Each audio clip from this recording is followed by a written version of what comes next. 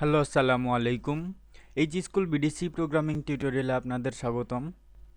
গত পর্বে আমরা শিখেছিলাম কিভাবে কোডিংয়ে কমেন্টস করা যায় এবং কনভার্সন ক্যারেক্টার সম্পর্কে।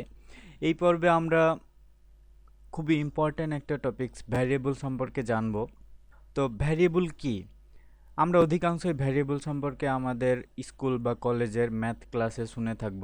সেখানে আমরা ম্যাথ ক্যালকুলেশনের ক্ষেত্রে বিভিন্ন সময় এক্স ওয়াই জেড ইত্যাদি বিভিন্ন ধরনের ভ্যারিয়েবল ইউজ করেছি। তো variable is just like a place holder, অর্থাৎ আমরা কোনো কিছু স্টোর করার জন্য ভ্যারিয়েবল ইউজ করি। আমি ছোট্ট একটা উদাহরণ দিই, যেমন এনে ধরলাম এক্স ইকুয়াল টু বুকস।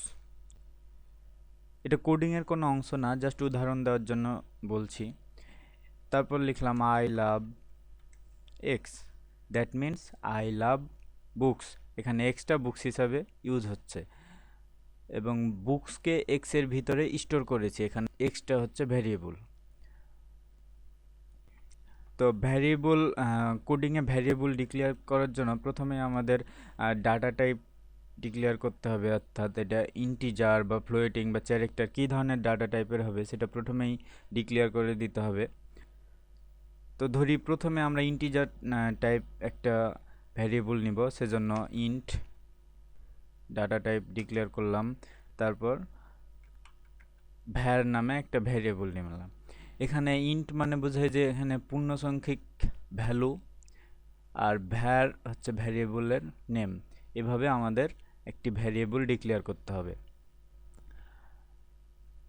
তো ভ্যারিয়েবল নেওয়ার জন্য কিছু বৈশিষ্ট্য আছে, যেমন এটা বিভিন্ন নামের নিতে পারি আমাদের প্রয়োজন মতো, কিন্তু কিছু বিষয় মাথায় রাখতে হবে যে ভ্যারিয়েবল আন্ডারস্কোর অথবা ছোট বা বড় হাতের অক্ষর দিয়ে শুরু হবে, অর্থাৎ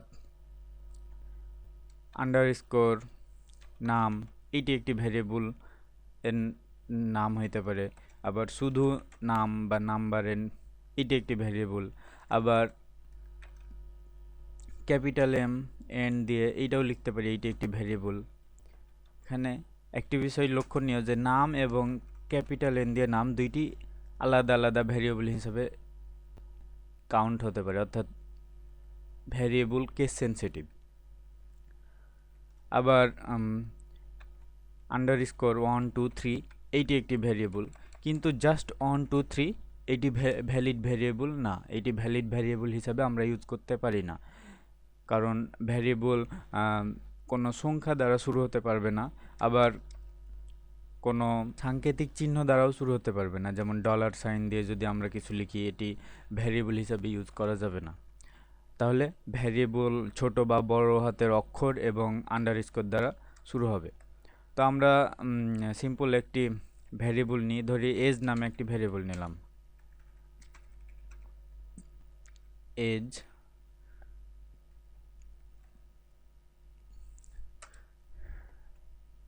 তারপর এখন আমরা এখানে ভ্যালু অ্যাসাইন করব, অর্থাৎ এর ভিতরে কিছু স্টোর করব। যেমন এজ ইকুয়াল টু, আমার এজ দিলাম 22, তারপর প্রিন্টএফ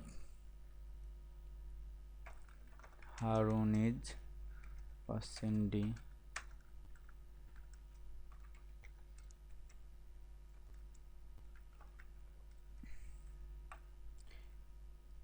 এখানে প্রতিটা লাইনের শেষেই সেমিকোলন দিতে হবে, নইলে প্রোগ্রামে ভুল দেখাবে।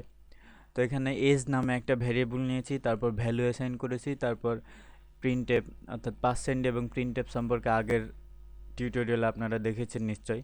এখন এই প্রোগ্রামটাকে যদি আমরা রান করে দেখি, রান করার জন্য আপনারা বিল্ড এবং রান একসাথে টিপতে পারেন, অথবা কিবোর্ড থেকে F9 প্রেস করলেও বিল্ড এবং রান একসাথে হয়। তো রান করলে আমরা দেখব যে ডিসপ্লে করছে হারুন ইজ 22 ইয়ার্স ওল্ড। আবার আমরা যদি এজের ভ্যালু চেঞ্জ করি, মানে 55 যদি দিয়ে তারপর এটাকে রান করে দেখি, তাহলে দেখব যে ডিসপ্লে করছে হারুন ইজ 55 ইয়ার্স ওল্ড। অর্থাৎ আমরা যে কোনো ভ্যালু আমাদের প্রয়োজন মতো নিতে পারি। এখন আমরা যদি দুইটি ভ্যারিয়েবল নিতে চাই, যেমন নাম্বার ওয়ান অর্থাৎ নাম ওয়ান একটি ভ্যারিয়েবল এবং আরেকটি ভ্যারিয়েবল নিতে চাই নাম্বার টু, এরকম দুইটি ভ্যারিয়েবল আলাদা আলাদাভাবে নিতে পারি। কিন্তু এই দুইটাকে আবার একসাথেও নিতে পারি, মাঝে জাস্ট কমা দিয়ে দুইটাকে আলাদা করে NUM 2 নাম্বার টু। তো আমরা ছোট্ট একটি ক্যালকুলেশন করার জন্য আর একটি ভ্যারিয়েবল নিই সাম নামে। এখন ভ্যালু অ্যাসাইন করি, নাম অন এর ভ্যালু দিলাম 20 এবং নাম টু এর ভ্যালু দিলাম 10। এখন সাম ইকুয়াল টু যদি আমরা চাই যে দুইটার যোগফল বের করব, তাহলে number one plus number two, এখন এটা ডিসপ্লে করতে চাই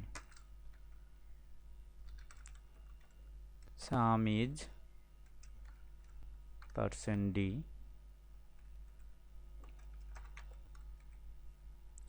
তো নাম ওয়ান নাম টু সাম নামে তিনটি ভ্যারিয়েবল নিয়েছি, তারপর ভ্যালু অ্যাসাইন করেছি, তারপর sum equal to number one plus number two, তারপর সামটাকে ডিসপ্লে করেছি। আপনারা বুঝতেই পারছেন যে এখানে কি রিটার্ন আসতে পারে, অর্থাৎ সাম ইজ 30। তো রান করে দেখি 30 আসে কিনা। এই যে আমাদের দেখাচ্ছে সাম ইজ 30। একইভাবে যদি আমরা এখানে